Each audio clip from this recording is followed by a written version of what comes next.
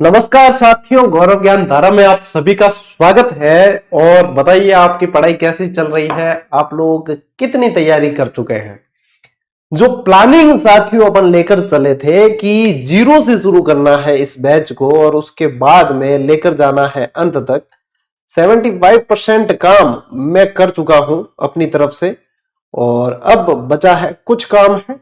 और क्योंकि आप सभी जानते हो अब तो ज्यादा काम अपने हिस्से में बचा ही नहीं है।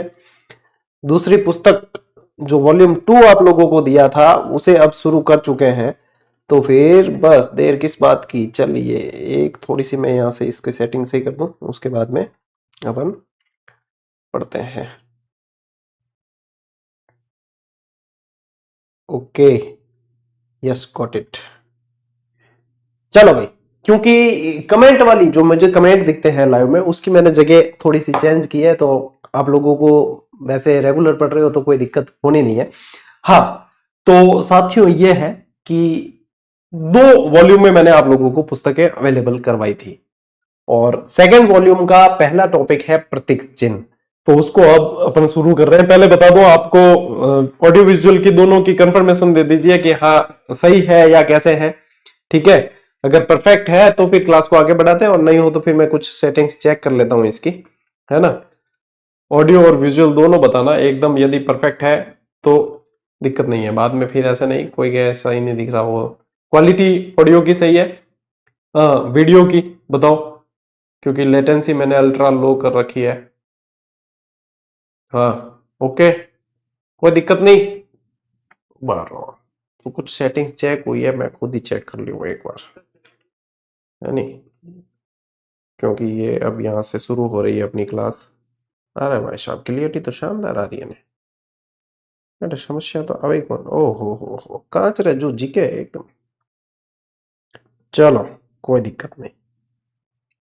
हाँ भाई, तो अब आगे की प्लानिंग सुनो। अब ज्यादा आप लोगों की कोई समस्या है नहीं, जो मोस्ट ऑफ समस्या थी ना 75-80% सिलेबस अपन पढ़ चुके हैं। अब आज प्रतीक चिन्ह पढ़ लेंगे एक ही क्लास में कंप्लीट।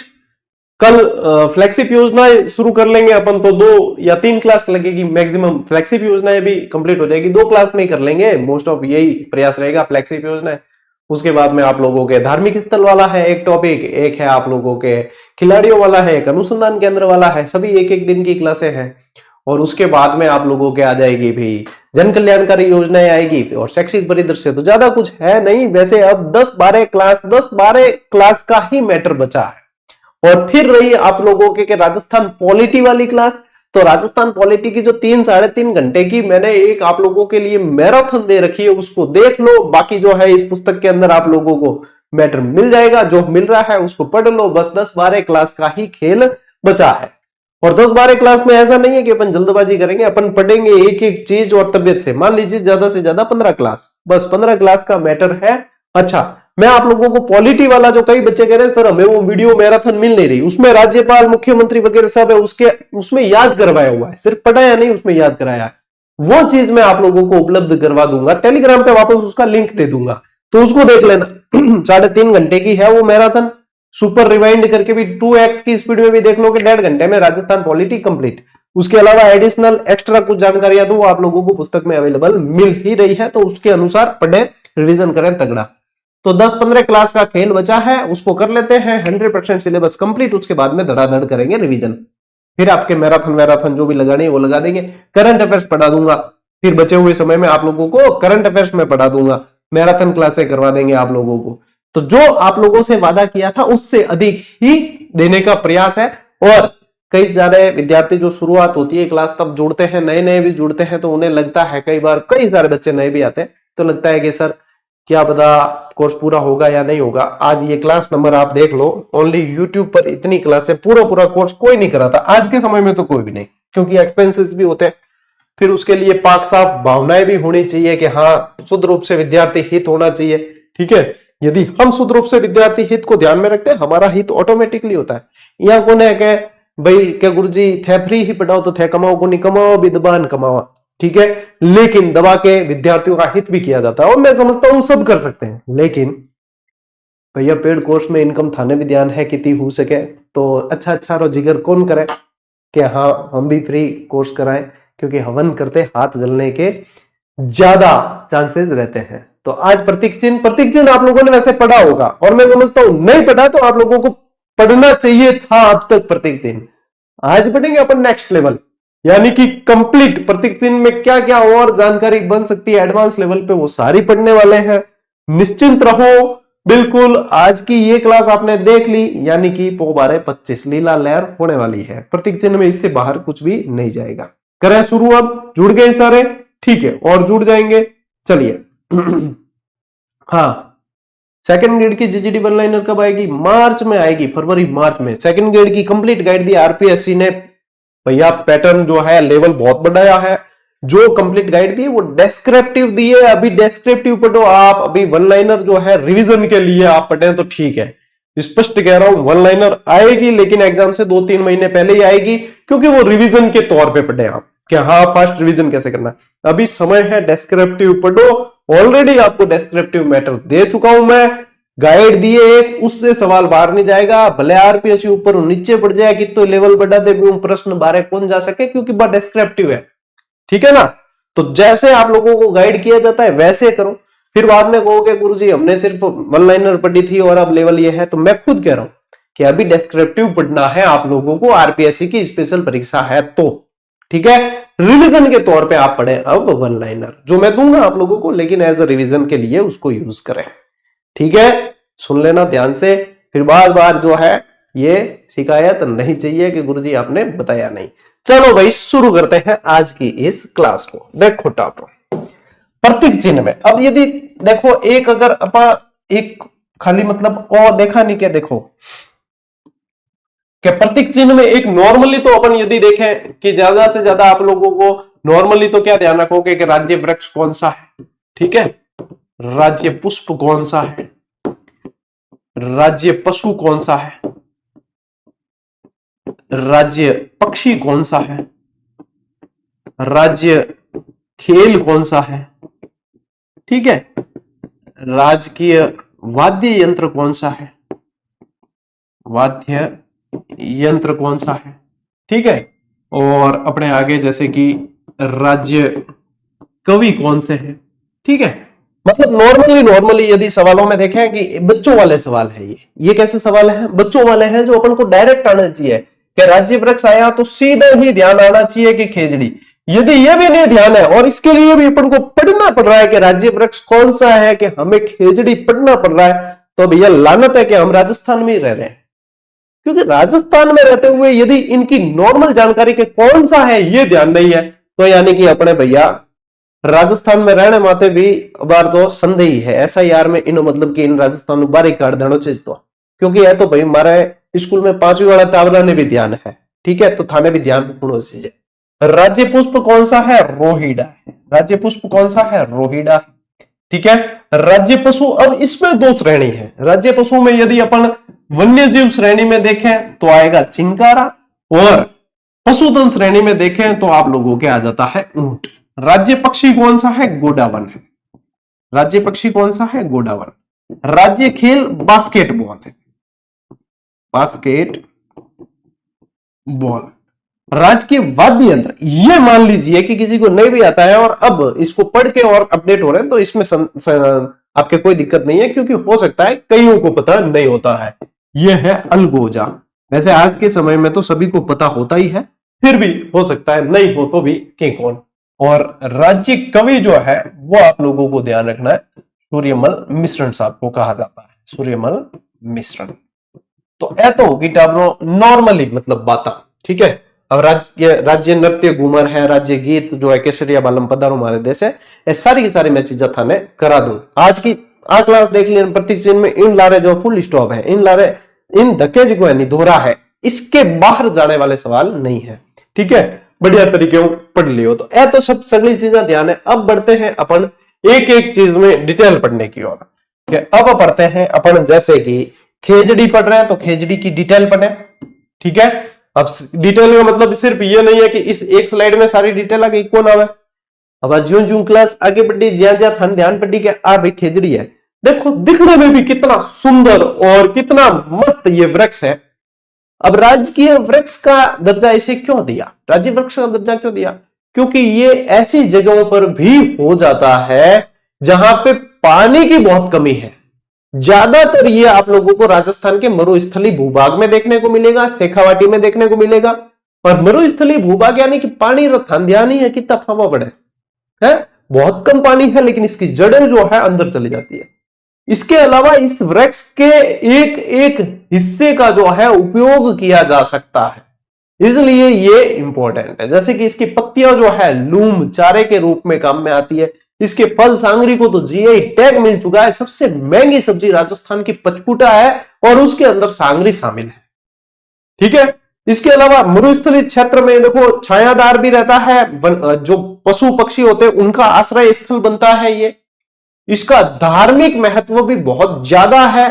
ये मतलब पुराणों में भी इसका उल्लेख मिलेगा आप लोगों को। दशहरे के दिन इसकी पूजा की जाती है। संस्कृत में इसे शमी वृक्ष कहते हैं और संयुक्त अरब अमीरात का तो ये राष्ट्रीय वृक्ष, यूएई, ठीक है, वहां का तो ये राष्ट्रीय वृक्ष है। यूनाइटेड अरब एमिरेट्स का तो ये राष्ट्रीय वृक्ष है, इसे वहां गाफ कहा जाता है।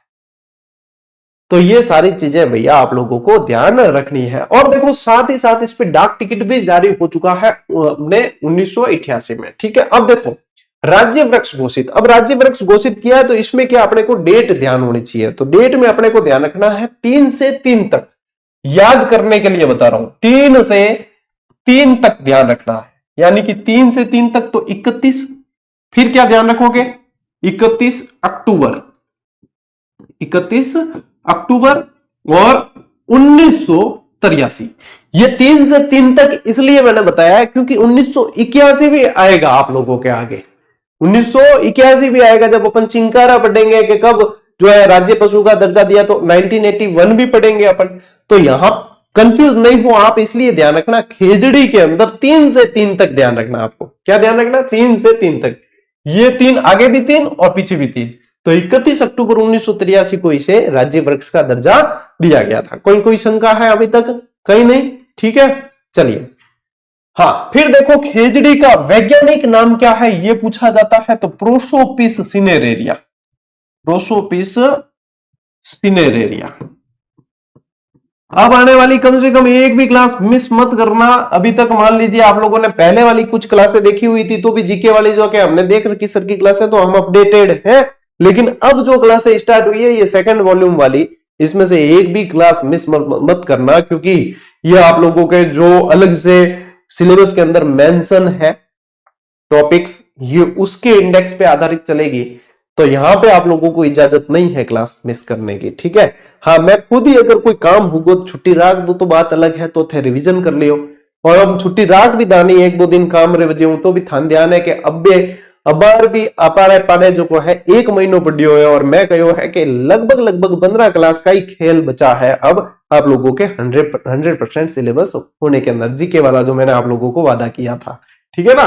तो ये ध्यान रखना। खेजड़ी के उपनाम क्या क्या है, खेजड़ी के उपनाम क्या क्या है, तो इसे राजस्थान का कल्प वृक्ष कहा जाता है, इसे राजस्थान का कल्प वृक्ष कहा जाता है, राजस्थान का कल्प वृक्ष कहा जाता है।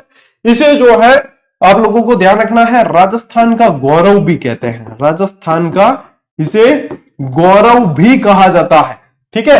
राजस्थान का कल्प वृक्ष कहते हैं और राजस्थान का इसे गौरव भी कहा जाता है, ये भी ध्यान रखना है आपको। साथ ही साथ ध्यान रखना थार का गौरव भी कहते हैं, थार का गौरव भी इसे कहा जाता है, क्योंकि थार मरुस्थली क्षेत्र, उसके अंदर ये जो है आप लोगों को सीना तान के खड़ा हुआ मिलेगा, तो इसे ये सब कहा जाता है, ठीक है, ये ध्यान रखना है, ठीक। इसे किसान का अकाल मित्र भी कहा जाता है। स्थानीय भाषा में इसे क्या कहा जाता है, स्थानीय भाषा में इसे कहते हैं शिमलो, ठीक है। साथ ही साथ ध्यान रखो इसे जाटी भी कहा जाता है, इसे जाटी कहा जाता है। अब जाटी स्पेशली ध्यान रखना पंजाबी और हरियाणवी के अंदर, कहा पंजाबी और हरियाणवी भाषा के अंदर इसे जाटी भी कहा जाता है। तो पंजाब के छूने वाले जो अपने राजस्थान के जिले हैं उनमें भी इसे जाटी के नाम से ज्यादा जानते हैं।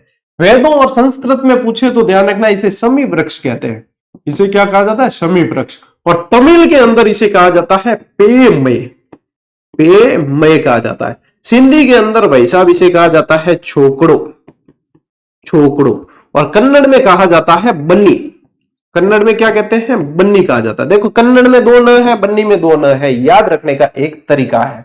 और बताइए इसके चारे को यानी इसकी पत्तियों को स्थानीय भाषा में क्या कहा जाता है? लूम कहा जाता है।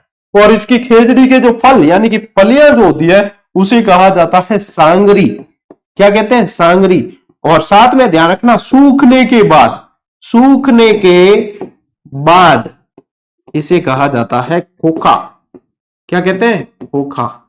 और भाई साहब मैं बहुत अपने आप को भाग्यशाली समझता हूं कि इस खेजड़ी के छाव में तो अपना बचपन गुजरा है, और ये सांगरी की जो सूखी हुई फलियां खोखे है ना, इसे खाकर तो दोपहर को हम पेट ही भर लेते थे। क्या इतना मजा आता था कि खोखे खाने के अंदर तो हम पेट ही भर लेते थे। इस खेजड़ी की छाव में तो बचपन गुजरा है अपना।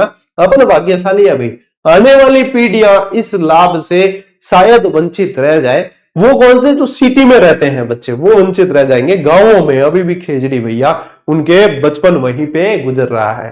तो ये चीजें सारी की सारी आप लोगों के ध्यान रखना। ये प्रश्न सारे सारे बनते हैं। देखो खेजड़ी वृक्ष पे जो है डाक टिकट, ध्यान रखना 1988 के अंदर इस पे डाक टिकट भी जारी हो चुका है। अब स्क्रीनशॉट ले लीजिए, लेना चाहो तो।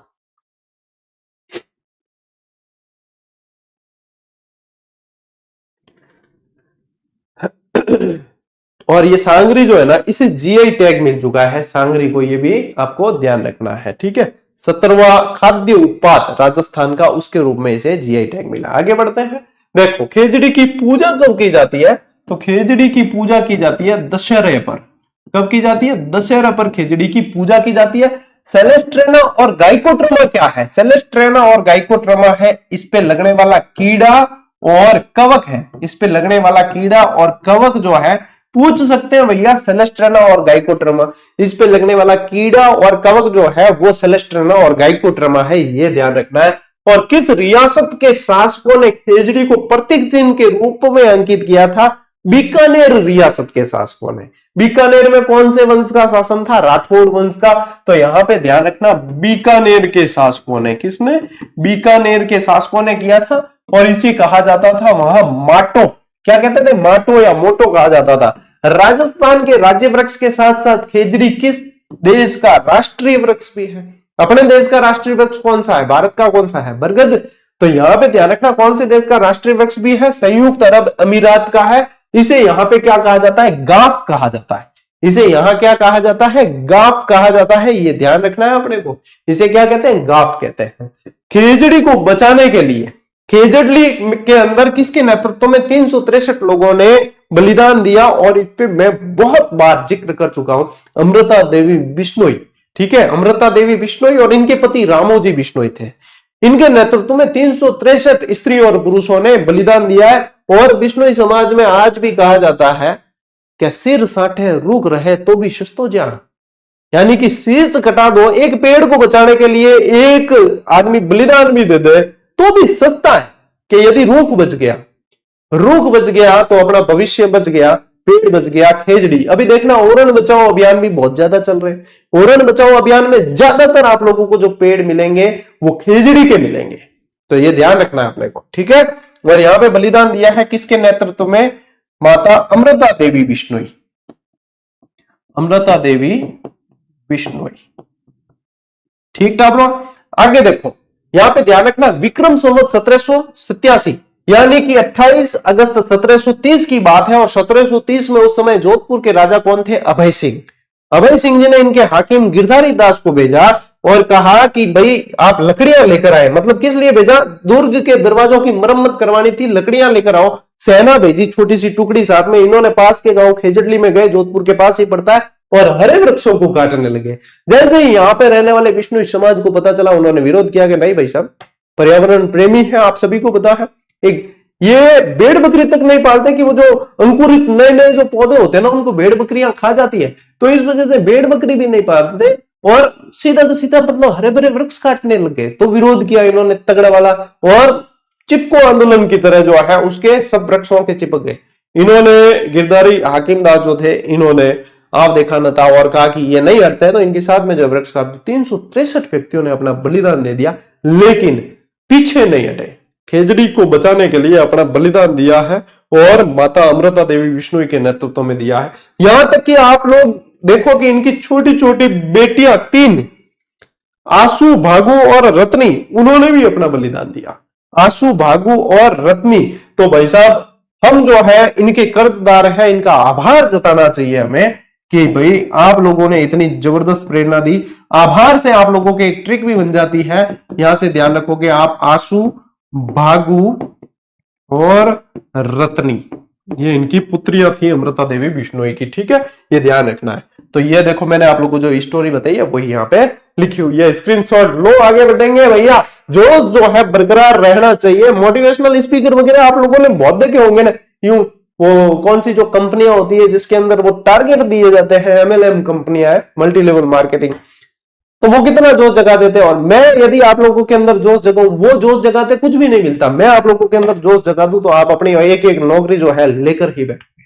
तो इसलिए जोश बरकरार रखना, जोश जिंदा रखना। अपन अभावों में जी लिए कोई बात नहीं, अपने माँ बाप अभावों में जी लिए कोई बात नहीं, उनका पूरा जीवन अभावों में गुजर गया कोई बात नहीं, लेकिन उनका बुढ़ापा अभावों में नहीं गुजरेगा, ये तय करेंगे हम और हमारी मेहनत। तो जब तक आप लोग मतलब तपेंगे नहीं तब तक सफलता मिलेगी नहीं, ये जोश बरकरार रहना चाहिए। चलो ले स्क्रीनशॉट, आगे बढ़ागा। शाबाश, आज तो क्या है 2000 लाइव आ गए फटाफट से, क्या बात है। चले आगे बढ़े, ओके। फिर देखो अमृता देवी बिश्नोई और इनके पति रामोजी बिश्नोई द्वारा इसका विरोध किया। 294 पुरुष और 69 महिलाओं सहित 363 लोगों ने अपने प्राणों का बलिदान दिया और इसमें अमृता देवी बिश्नोई की तीन पुत्रियां आशु, भागु, रत्नी ने भी अपना बलिदान दिया। यही चीज मैंने आप लोगों को समझा दी, ठीक है।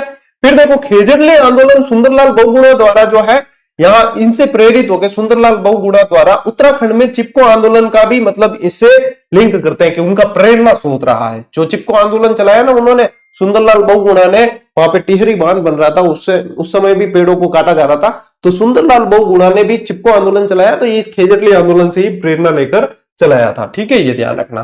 गोगा जी के अधिकांश स्थान किस वृक्ष के नीचे होते हैं, आने वाला सवाल आप लोगों के बन सकता है लोक देवता से संबंधित सवाल के अंदर, तो ध्यान रखना अधिकांश स्थान इनके कहां होते हैं, खेजड़ी वृक्ष के नीचे होते हैं। कहां पे होते हैं, खेजड़ी।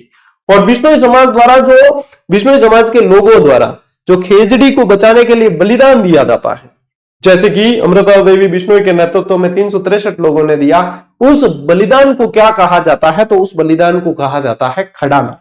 उसको क्या कहा जाता है, खड़ाना कहा जाता है। तो ये भी आप लोगों को ध्यान रखना है, इस बलिदान को क्या कहते हैं, खड़ाना कहते हैं, ठीक है। फिर देखो खेजड़ली दिवस जो है वो कब मनाया जाता है, 12 सितंबर को, और 1978 से ये मनाना शुरू किया था, 1978 से मनाना शुरू किया था। फिर याद रखो वृक्ष महोत्सव, तो खेजड़ली गांव के अंदर जोधपुर में ही 12 सितंबर को मनाया जाता है। और सर्वाधिक खेजड़ी आप लोगों को पूछे कहां है, तो शेखावाटी के अंदर। कहां पे सर्वाधिक खेजड़ी, शेखावाटी के अंदर है, ठीक है, ध्यान रखना। परमार और तोमर वंश का आराध्य वृक्ष भी खेजड़ी को माना जाता है। और खेजड़ी से मिलता जुलता ही एक शब्द है ऑपरेशन खेजड़ा, तो एक तो ध्यान रखना आपको, ऑपरेशन खेजड़ा और अमृता देवी बिश्नोई पुरस्कार की शुरुआत दोनों ध्यान रखो।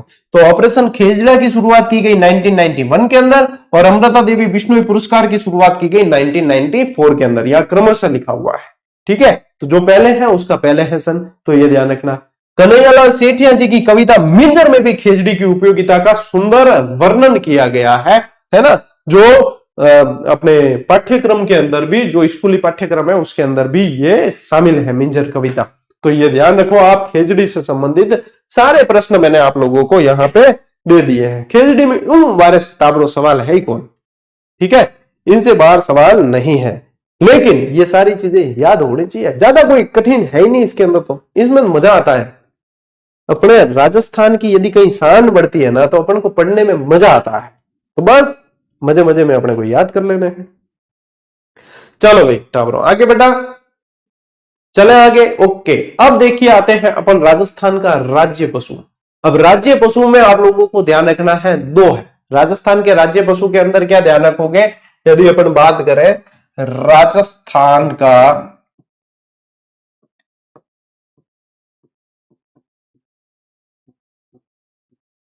राज्य पशु, अब राज्य पशु में एक तो ध्यान रखना है आपको चिंकारा, और एक ध्यान रखना है आप लोगों को ऊंट।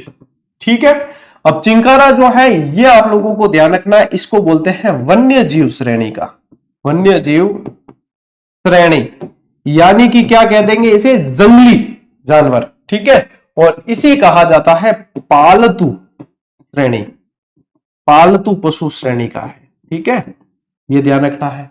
इसे घोषित किया है 1981 के अंदर और इसे घोषित किया है 2014 के अंदर।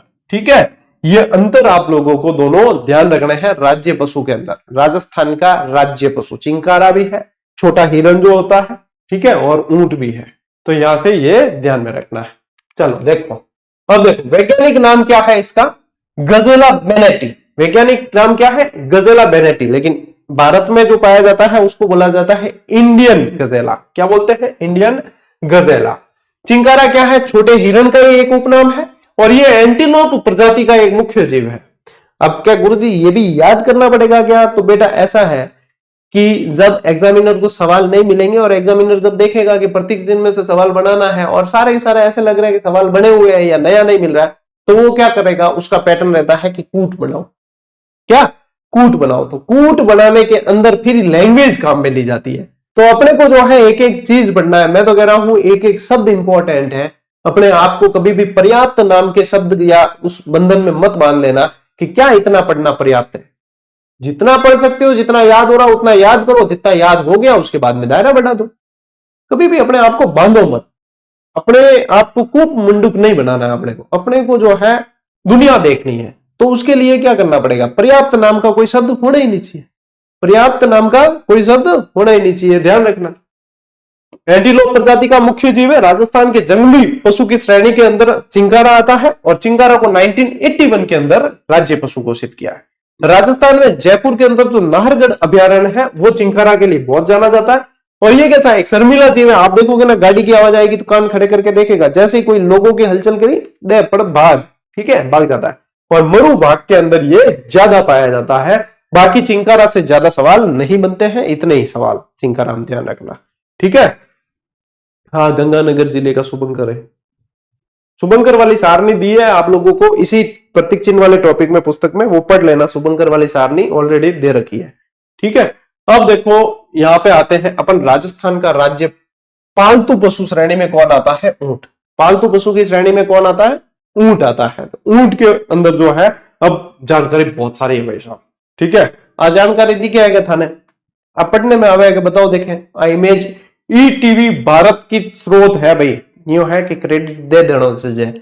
कई बार जो है धुरंधर गीतरा ऐप बहुत ज्यादा यूज कर रही है, मैं तो कहूं क्रेडिट दे दो, कई बार जो है क्लेम कर दिया करे लोग। तो ये क्रेडिट इस इमेज के लिए credit goes to ETV Bharat, क्योंकि यहाँ पे आप लोगों को देखोगे यहाँ पे उनके भाई अपन ने आप लोगों को जानकारी देने के लिए मैंने यहां से ये ली है, क्योंकि देखो जानकारी बच्चों तक पहुंच रही तो अच्छी बात ही है। ठीक है, दिख रहा है, ओके। तो इस पे अभी पढ़ेंगे अपन बाद में, पहले जो है अपन पढ़ लेते हैं यहां से। देखो वैज्ञानिक नाम क्या है ऊंट का, वैज्ञानिक नाम है कैमेलस ड्रेमेडोरियस।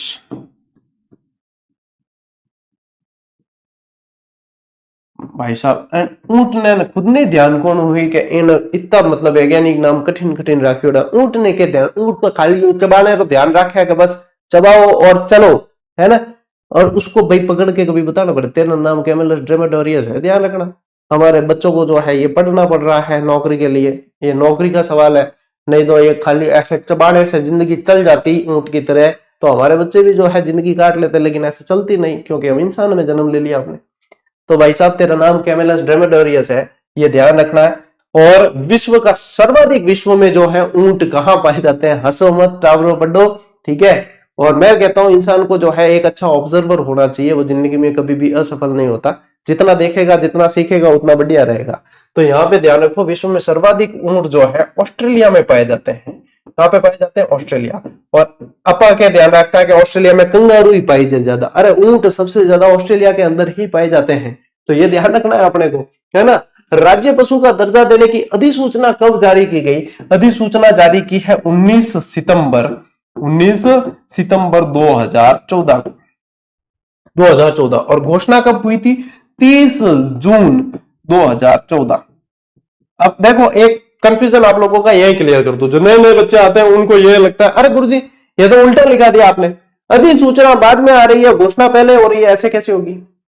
तो यही तो हुई। मैं कभी घोषणा करूं ना कि मैं घोषणा करता हूं कि इस भर्ती का जो है बैच फ्री में पढ़ाऊंगा, तो घोषणा पहले होगी, फिर बाद में ऐड बन के आएगी, पोस्ट बाद में होगी, है बाद में क्लास बाद में आएगी। भाई चीज है, घोषणा तो पहले ही हुई ना, अधिसूचना हमेशा बाद में जारी होती है। घोषणा तो कहीं भी कोई मीटिंग है और क्या भाई गैदरिंग देखी घोषणा करता, ओके घोषणा हो गई, राजनेता वगैरह कहीं भी कर देते घोषणा, उसके बाद में उसकी रूपरेखा बना के अधिसूचना जारी की जाती है। तो ये बहुत सिंपल है, लेकिन कई जने कंफ्यूज हो जाते हैं इसमें। ऊंट संपदा की दृष्टि से भारत में प्रथम कौन है? भारत के अंदर प्रथम कौन है ये बताना है अपने को। भारत वैसे विश्व में तीसरे स्थान पर है और भारत में प्रथम है राजस्थान। राजस्थान में सबसे ज्यादा है भारत के ऊंट, ठीक है। तो राजस्थान में सर्वाधिक और न्यूनतम कहां है? तो सबसे ज्यादा तो है जैसलमेर के अंदर। राजस्थान में सबसे ज्यादा कहां है? जैसलमेर में। और क्रमशः की बात करें तो कम के अंदर क्या ध्यान रखोगे? कम है प्रतापगढ़, कम है प्रतापगढ़ के अंदर, ठीक है। केंद्रीय ऊंट प्रजनन अनुसंधान संस्थान कहां है? जोहड़बीड़ बीकानेर में है। 5 जुलाई 1984 के अंदर जो है स्थापित हुआ। और मोस्ट इंपोर्टेंट कर देना, वैसे इसको अपन जो है अनुसंधान केंद्र वाले में भी पढ़ने वाले हैं डिटेल से, इसको अनुसंधान केंद्र में भी डिटेल से अपन पढ़ने वाले हैं। अच्छा प्रश्न है, ठीक है। ऊंटों के संरक्षण के लिए किस शहर में ऊंट संरक्षण केंद्र स्थापित किया गया? वो जयपुर के अंदर है। ऊंट संरक्षण केंद्र पूछे तो जयपुर में है। ऊंट केंद्रीय ऊंट प्रजनन अनुसंधान पूछते हैं तो जोहड़बीड़ के अंदर है। और प्रश्न यहां से बनेगा, जोहड़बीड़ वाला एग्जामिनर का फेवरेट प्रश्न है प्रतीक चिन्ह के मामले में, ठीक है। अब देखो ये यहां दिख रहा है रेगिस्तान का जहाज ऊंट। रेगिस्तान का जहाज देखो, अपन ने ऊंट की जो है महिमा बहुत जानी है स्कूल टाइम में। इसके पैर गद्दीदार होते हैं, रेगिस्तान में फटाफट चल पाता है। इसके 3 पलकें होती है तो उड़ती हुई मिट्टी जो है आंखों में नहीं जा पाती है। यह जो है एक बार पानी पीता है, 30 दिन तक पानी पीने की जरूरत नहीं है। इसके कुबड़ में वसा संग्रहित रहती है। और तो निबंध लिखाने तो काम नहीं है ना हमें, क्योंकि निबंध आधारित प्रश्न पूछे भी नहीं, है ना। तो अब प्रश्न जो पूछते हैं वो आप लोगों को ये ध्यान रखना है। राजस्थान में ऊंटों की संख्या 1983 में 7,56,000 थी। Fact number 1। 2019 में 2.13 लाख रह गई। हर वर्ष 5% कम हो रही है ऊंटों की संख्या। और राजस्थान में ऊंटों की अनुमानित संख्या 1.49 लाख है, ठीक है। और ज्यादा कहां पाए जाते हैं? जैसलमेर, बीकानेर, जोधपुर, सिरोही, मेवाड़, अलवर, बारां, जयपुर आदि जिलों में है अधिकतम संख्या, जो यहाँ पे देखो नक्शे के अंदर मार्क भी कर रखे हैं, ठीक है। और देश में 85% ऊंट कहां है? राजस्थान, यानी राजस्थान पहले नंबर पे है। ऊंट की जनसंख्या के आधार पे जो है भारत विश्व में तीसरे स्थान पर है। संयुक्त राष्ट्र की ओर से 2024 अंतरराष्ट्रीय कैमल वर्ष घोषित किया। और ये मोस्ट इंपॉर्टेंट प्रश्न, अंतरराष्ट्रीय कैमल वर्ष कौन सा घोषित किया था? 2024 किया था। ये अच्छा प्रश्न है। ऊंट के संरक्षण को लेकर 2014 में राजस्थान सरकार ने इसे राज्य पशु घोषित कर लिया। तो आज देखो इमेज आदि जानकारी काम में आई ना अपन, और भी की चीज नहीं तो जानने मिली ना। 2024 जो है अंतरराष्ट्रीय ऊंट वर्ष घोषित किया था। अब ले लो स्क्रीनशॉट, फिर आगे बढ़ते हैं।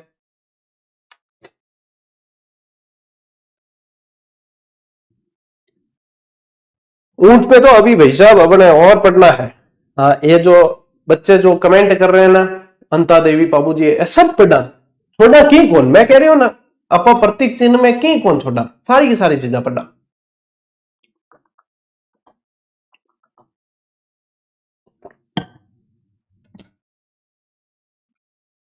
एक जो है क्लास शुरू होने से पहले मैं चैट पर कुछ बच्चों के कमेंट देख रहा था, आपस में सेटिंग बाजी कर रहे हैं। भाई साहब कब सुधरोगे तुम?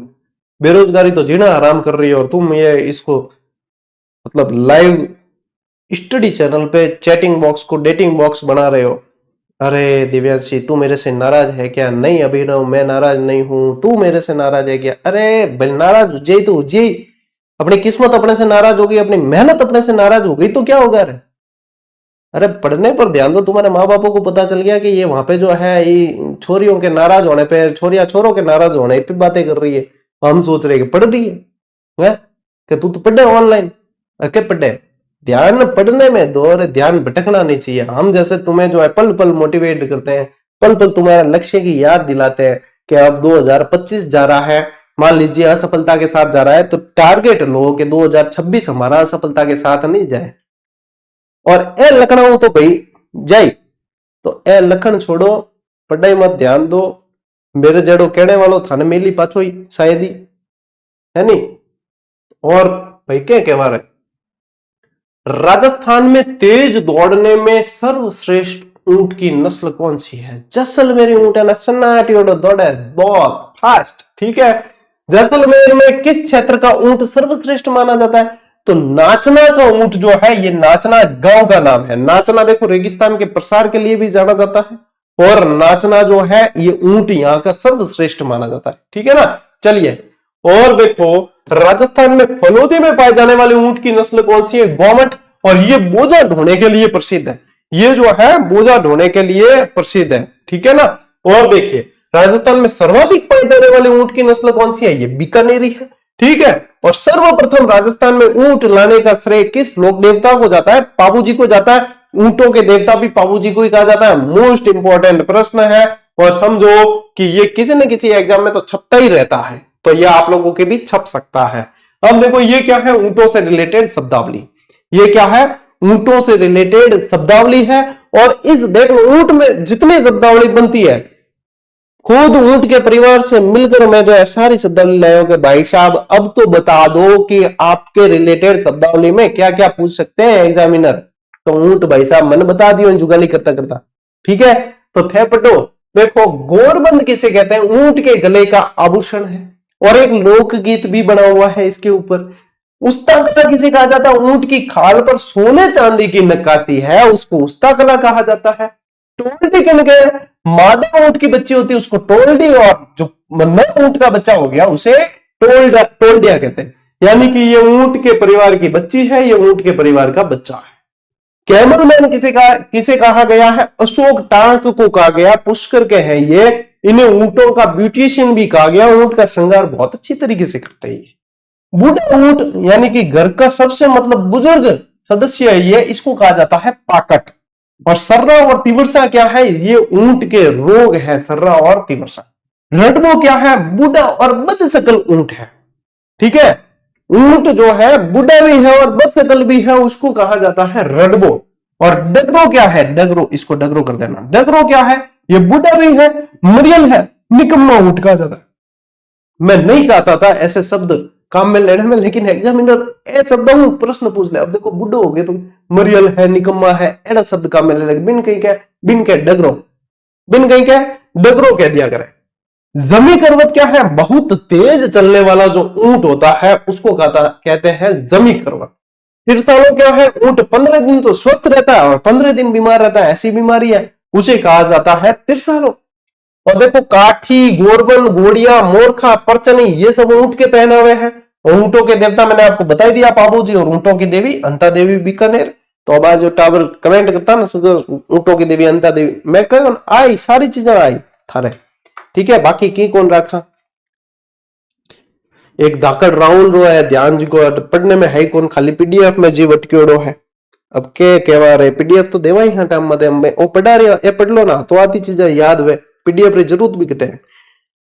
पीडीएफ तो असफल, पीडीएफ मांगने वाला मतलब पीडीएफ मैं समझता हूं असफलता की पहली सीढ़ी का मतलब एक ईंट है पीडीएफ।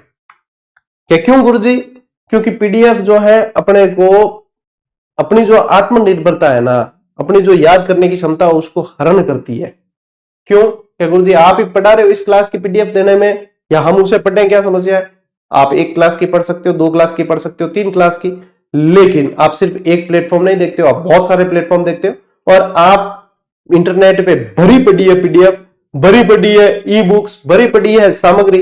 यदि उन सब से ही पढ़ने से इतना इंटरेस्ट जाग जाता तो आज ये इतने सारे टीचर्स जो है आप लोगों को नहीं पढ़ा रहे होते और आप पढ़ नहीं रहे होते। ये 2200 बच्चे लाइव जुड़े हुए हैं, ये नहीं जुड़े होते। तो पीडीएफ नाम की एक बीमारी है जो हमें मीठा जहर है वो देना ही पड़ता है, क्योंकि स्टूडेंट खुद मांगते हैं। ठीक है ना, ये मीठा जहर है पीडीएफ। देंगे, समय आने पर पीडीएफ भी दी जाती है, दे देंगे। ऊंटों की बलि के लिए जाना जाता था, क्या लिखा हुआ है? जाना जाता था, जाना जाता है नहीं। मुबारक महल टोक, जहां पे ऊंट की बलि दी जाती थी, ऐसे ऊंट के मतलब बलि देने, गर्दन काटने की जरूरत नहीं पड़ती। इधर खाली एक चाकू घुसाते, खून के फव्वारे छूट जाते और ऊंट की ऐसे बलि दी जाती थी। ठीक है, लेकिन यहां पे आपको ध्यान रखना है, पशु वध निरोधक एक अधिनियम लाया गया 2014 में। उसके तहत ऊंट की बलि पे और पशुओं की बलि पर रोक लगा दी गई। और ऊंट को तो 2014 के अंदर अपने राज्य पशु भी घोषित कर दिया, तो इसका जो है वध नहीं किया जा सकता। तो ऊंट वध रोक अधिनियम 2014 द्वारा इस पर रोक लगा दी गई। ऊंट पालक जाति कौन सी है? रबारी, रायका, देवासी। यह अलग अलग जातियां नहीं है, एक ही जाति है रबारी, रायका, देवासी, इनके अलग अलग नाम होते हैं, ठीक है, तो ये ध्यान रखना है। ऊंट बीमार होने पर किसकी फड़ का वाचन रात्रि में किया जाता है? तो ऊंटों के देवता कौन? पाबूजी। तो पाबूजी की फड़ का वाचन रात्रि में किया जाता है जब ऊंट बीमार हो जाता है, ठीक है। ऊंट के साथ चलने वाले लोग क्या कहलाते हैं? कातरिया कहलाते हैं। क्या कहलाते हैं? कातरिया। जो काफिले चलते हैं ना ऊंट के साथ में, तो वो कहलाते हैं कातरिया। और ऊंटनी का दूध जो है, आपको ध्यान रखना, कैल्शियम मुक्त अवस्था में पाया जाता है, इस कारण इससे बताते कि दही नहीं जमता है इसका, बल्कि बहुत ज्यादा गुणकारी होता है। रोग प्रतिरोधक क्षमता इसके अंदर बहुत ज्यादा होती है, इसमें ध्यान रखना, रोग प्रतिरोधक क्षमता बहुत अधिक होती है।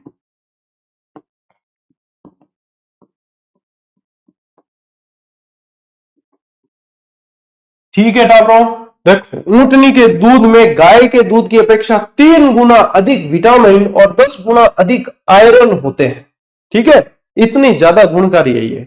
यह दूध मधुमेह, उच्च रक्तचाप, कैंसर जैसे असाध्य रोगों में लड़ने के लिए पूर्णतः कारगर है, ठीक है ना। और गंगा रिसाला एक क्या थी? ऊंटों की सेना थी, काफिला था पूरा। तो बीकानेर के महाराज गंगा सिंह द्वारा 1889 में गठित गंगा रिसाला नामक ऊंटों से सुसज्जित एक सेना थी, जिसका नाम क्या दिया गया था? गंगा रिसाला नाम दिया गया। तो बताओ, ऊंटों से संबंधित खाली आप प्रतीक चिन्ह पढ़ रहे हैं, ऊंटों से रिलेटेड आप लोगों को सारी जानकारी मैंने दे दी है, ठीक है। ले स्क्रीनशॉट।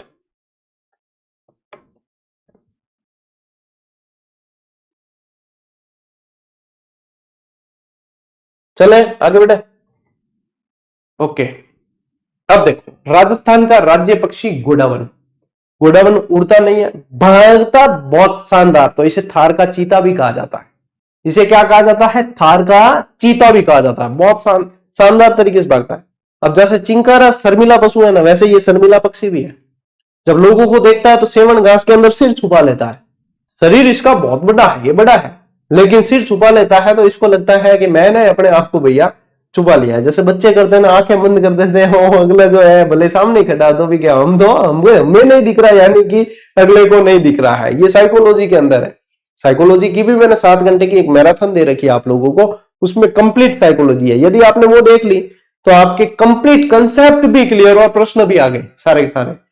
2-3 मैराथन तो ऐसी जुगाड़ करके रखी है मैंने, हर एग्जाम में वो काम आती है। एक तो 7 घंटे वाली साइकोलॉजी की मैराथन, एक 3.5 घंटे वाली राजस्थान पॉलिटी की मैराथन, चीजें उसमें याद करवाई गई है, ये भैया गारंटी है, ठीक है ना। चलो, वैज्ञानिक नाम क्रायोटिस नाइग्रिसेप्स, किसका? गोडावन का। उपनाम बहुत सारे इसके, ग्रेट इंडियन बस्टर्ड कहा जाता है इसे, हुकना कहा जाता है, माड मोरडी कहा जाता है, गगन भेड़ कहा जाता है, गुदन मेर कहा जाता है, शर्मिला पक्षी कहा जाता है, सोहन चिड़िया कहा जाता है, गुराइन कहा जाता है, और ग्रेट इंडियन बस्टर्ड तो है ही।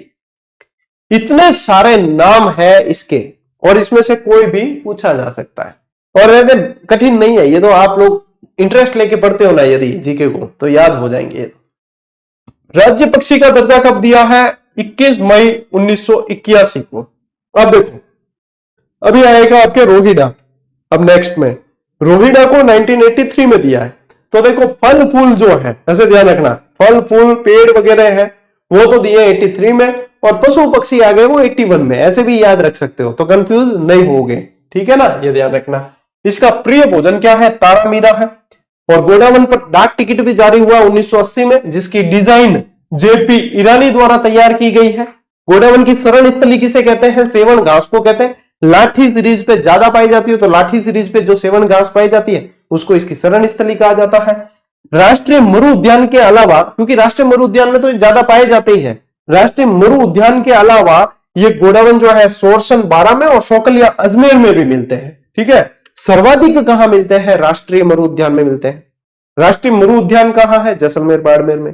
अभ्यारण्य वाला टॉपिक पढ़ाई और क्लास पढ़ाई, बिम सारी डिटेल बताई। और अभी ध्यान रखना है कि ये जो है सोरसन 12 शौकलिया अजमेर में भी मिलता है। राजस्थान देश का पहला राज्य है जहां प्रोजेक्ट बस्टर्ड लॉन्च किया गया था 5 जून 2013 को।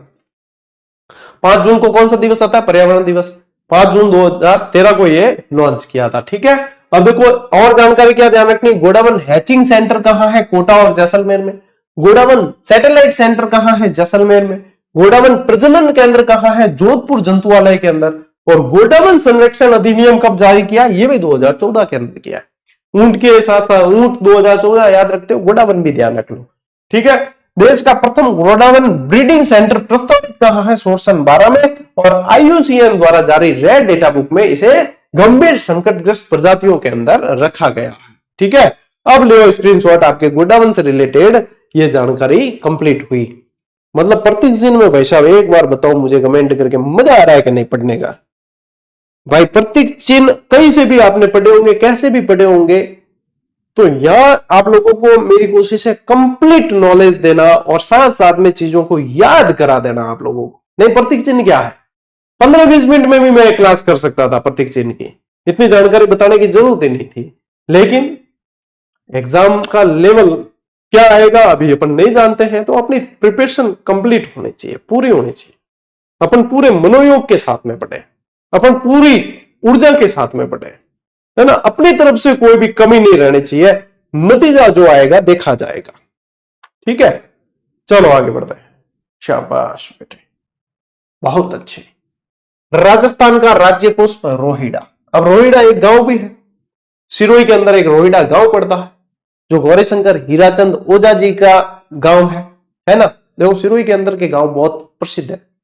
हाथमा गांव है, वो किससे रिलेटेड है?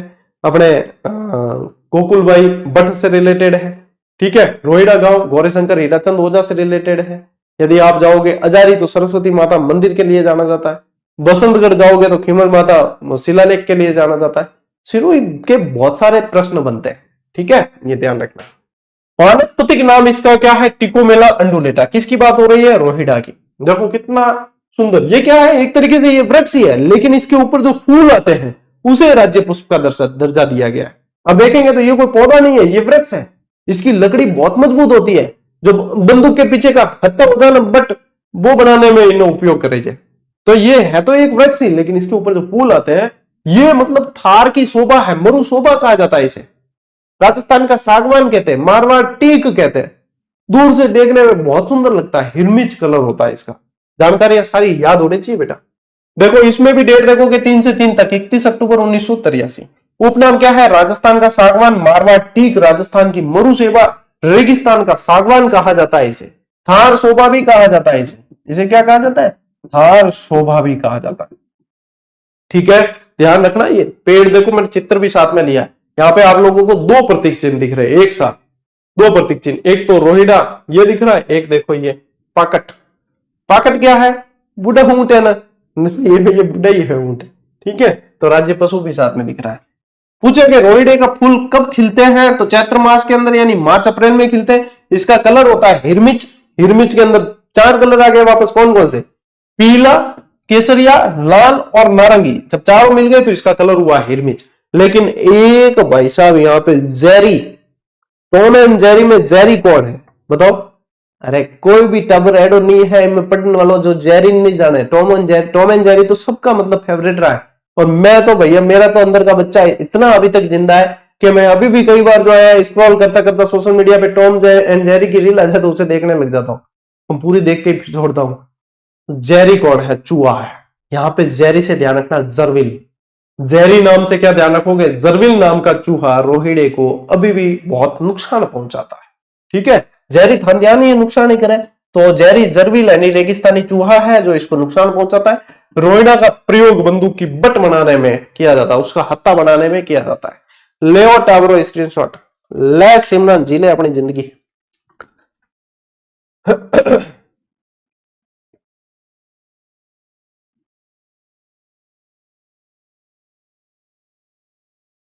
चले आगे। राजस्थान का राज्य नृत्य कौन सा है? घूमर। अब अपन ने चूंकि राज्य नृत्य, अपने लोक नृत्य, लोकगीत बहुत अच्छे से पढ़े, उसमें डिटेल पढ़ी है, लेकिन यहाँ प्रतीक चिन्ह पढ़ रहे हैं तो इसमें वापस से थोड़ी डिटेल तो पढ़नी पड़ेगी, तो यहां से ये ध्यान में रख लो। क्या है? परंपरागत लोक नृत्य है जिसमें केवल स्त्रियां ही भाग लेती है और उनके घाघरे का जो घूम बनता है, इसी के कारण इसका नाम जो है घूमर पड़ा है, इसलिए इसका नाम घूमर बना है। यह देखो, ये है घूमर नाचते हुए ओरिजिनल आप लोगों के फोटो। ठीक है, ब नहीं है दीपिका पादुकोण नाचे जी को, बा कोई घूमर, बात मन तो घूमर लागे कौन, ये है घूमर। ठीक है, इस नृत्य में महिलाएं एक बड़ा घेरा बनाते हुए अंदर और बाहर जाते हुए नृत्य करती है। घूमर प्राय विशेष अवसरों पर जैसे विवाह समारोह त्योहार आदि धार्मिक आयोजनों पर किया जाता है, तो ये ध्यान रखना है। और राजकीय गीत कौन सा है? केसरिया बालम आओ नी पधारो मारे देश, केसरिया बालम जी पधारो मारे देश देश जी। मतलब जब जब कानों में ये शब्द पड़ जाए तो मतलब इसे अपन ऐसा नहीं कर सकते कि अब ये सुनना मतलब बंद हो जाए, या ऐसा अपने मतलब हो ही नहीं सकता। इतना इसके अंदर मार्मिकता है, इसके अंदर इतना जुड़ाव है, इसीलिए तो ये अपना राज्य गीत है, केसरिया बालम आओ नी पधारो मारे देश। तो ये जो है लोकगीत ढोला मारू की प्रेम कहानी से जुड़ा है, ढोला मारू की प्रेम कहानी से जुड़ा हुआ है। इस गीत को सर्वप्रथम उदयपुर की मांगी बाई ने गाया।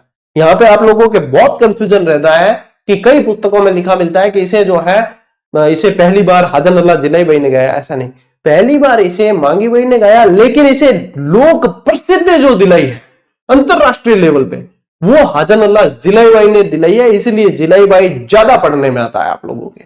तो दोनों चीजें अलग है, सेपरेट है, ध्यान रखना। ठीक है, इस गीत को अंतरराष्ट्रीय स्तर पर बीकानेर की हाजन अल्लाह जिलाई बाई के द्वारा गाया गया, प्रसिद्धि दिलाई गई, और इस गीत को मांड गायकी में गाया जाता है। इसको किसमें? मांड गायकी के अंदर इस गीत को गाया जाता है। यहाँ पे जो आप देख पा रहे हो फोटो, यह हाजन अल्लाह जिलाई बाई का ही है। ठीक है, चलिए अब स्क्रीनशॉट ले लो इसका।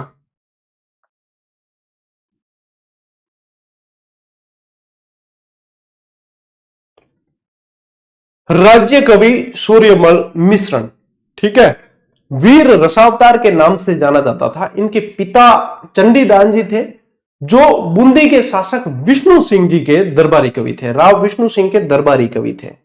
फिर बाद में जो है बूंदी के शासक बने राव राम सिंह, उनके दरबारी कवि रहे हैं सूर्यमल मिश्रण जी। ठीक है, इन्होंने वंश भास्कर लिखी, इन्होंने वीर सतसई लिखी। वंश भास्कर जो है इनको राजकीय कार्य दिया गया था, मतलब राव राम सिंह के दरबार में थे, तो राव राम सिंह ने इन्हें उनके पूरे जो है वंशावली लिखने के लिए वंश भास्कर दिया। और राव राम सिंह ये चाहते थे कि सूर्यमल मिश्रण जी जो है इनके अंदर लेखन की बहुत कला, लेखन के धनी है ये, तो इनसे अपना जो है इतिहास लिखवाया जाए। लेकिन राव राम सिंह चाहते थे कि ये मेरे अनुरूप लिखे, कि मैं जो कहूं उसके अनुरूप लिखे। तो अपने सूर्यमल मिश्रण साहब ने उस काम को शुरू तो कर दिया, लेकिन उन्होंने जो है राम सिंह जी की जो बुरी नीतियां थी, जिन वो उनके कृत्य थे, वो भी उन्होंने वहां पे जो है उसके अंदर लिखा, तो इस पर रोक लगा दी गई वंश भास्कर के ऊपर। तो आप देखोगे कि वंश भास्कर जो है इस वंश भास्कर ग्रंथ को सूर्यमल मिश्रण जी ने पूरा नहीं किया, पूरा किया फिर बाद में इनके पुत्र मुरारी दान ने, इनके दत्तक पुत्र मुरारी दान ने पूरा किया है। तो ये जानकारी वैसे पूछेंगे नहीं, आप लोगों को बस ध्यान में रखने के लिए बताइए। जन्म देखो विक्रम संवत 1872 बूंदी के हन्ना गांव में। पिता इनके चंडीदान जी और माता भवानी बाई थी, और बूंदी के राव राम सिंह के दरबारी कवि थे। चंडीदान जी राव विष्णु सिंह के दरबारी कवि थे। इनके पिता जो थे वो राव विष्णु सिंह के दरबारी कवि थे।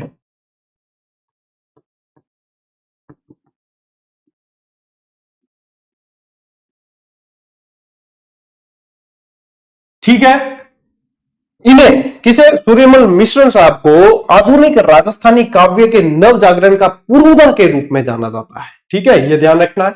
सूर्यमल मिश्रण की प्रमुख रचनाएं कौन कौन सी है, मोस्ट इंपॉर्टेंट कर देना, ये चीजें पूछी जाती है। वीर सतसई, वंश भास्कर, सती रासो, बलवंत विलास, छंद मयूख, राम रंजाट, धातु रूपावली। और ये राम रंजाट जो है ये तो इन्होंने सिर्फ 10 वर्ष की आयु में लिखी थी।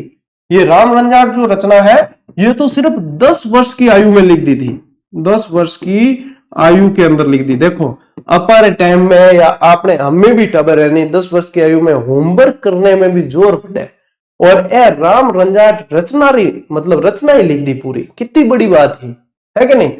आपकी 6 पत्नियां थी इनकी, दौला, सुरक्षा, विजया, यशा, पुष्पा और गाविंदा। ठीक है, इनके नाम थे। दत्तक पुत्र इनका मुरारी दान, वंश भास्कर को इन्होंने पूरा किया है। और इनके पिता चंडीदान जी ने भी कुछ रचनाएं लिखी है, जिनमें बल विग्रह है, सार सागर है, वंशावरण है, ये ग्रंथों की रचना की है। और बूंदी के राव राम सिंह ने इन्हें कवि राजा की उपाधि दी। ठीक है, इन्हें चंडीदास जी को कवि राजा की उपाधि दी थी, राम सिंह जी ने दी थी। दरबारी कवि, ज्यादातर रचना ये विष्णु सिंह जी के दरबारी कवि थे। ठीक है, और सूर्यमल मिश्र को वीर रसावतार के नाम से जाना जाता है। ये ओजस्वी कवि थे, ओज वीर रस पे आधारित कविताएं लिखते थे। 1857 की जो क्रांति थी उसके समय में इनकी बहुत सारी प्रतियां वहां पे लिखी है, इन्होंने बहुत सारी रचनाएं लिखी है। स्क्रीनशॉट लो और ये ध्यान रखना 1990 में इनके ऊपर 2 रुपए का डाक टिकट भी जारी किया गया है। ठीक है सर, मैं तो फोन पे नहीं यूज करती, टेस्ट कैसे लूं? तो आसपास कोई तो करते होंगे, यूपीआई आईडी आती है वो डाल के ले सकते हो, किसी की हेल्प ले सकते हो। आसपास कई सारे लोग जो है टेक्निकल फ्रेंडली होते हैं, उन्हें बहुत सारी टेक्निक पता होती है। और ऐप के अंदर पेमेंट के 17 ऑप्शन दे रखे हैं, किसी न किसी ऑप्शन से कर सकते हो। नहीं के जब नहीं आ जाए सामने तो यानी कि बहुत सारे विकल्प और भी है। नहीं का मतलब वहां फुल स्टॉप नहीं है, या इंतजार नहीं करें कि कोई बताएगा तभी काम किया जाए। अपने रास्ते अपने को खुद चुनने होते हैं, अपने इलाज अपने को खुद ढूंढने होते हैं। विकल्प बहुत सारे होते हैं, चुनना आप लोगों को है। एडो तो है कोनी के गांव में कि नहीं फोन पे वही कोनी के यूपीआई आईडी यूज करने नहीं आवे के बने। नहीं गुरुजी मैं फोन पे नहीं यूज करती हूँ, कैसे करूं, क्यूआर कोड दे दो। कई बार कमेंट आवे हमारे पास टेक्निकल टीम, गुरुजी कई बार तो मतलब जिद करते बच्चे, नहीं नहीं गुरुजी क्यूआर कोड। अरे क्यूआर कोड क्या ना काका जी, जो प्रोसेस है भीतरी क्यों तो लेना पड़ी। एक 50-60 रुपया में इतनी मतलब माता फोड़ी कर बेहतरीन थानटे सीरीज देने भी में भी थे, मतलब कई नोरा करो। नहीं नहीं नहीं मेरे पास फोन पे नहीं। अरे नहीं है तो कोई तो वही अड्डे पड्डे है, किन पढ़े तो फोन पे तो आजकल कॉमन चीज होगी। हाँ गुरुजी थे ही बताओ मैं क्या अभ्यास करा, ले स्क्रीनशॉट।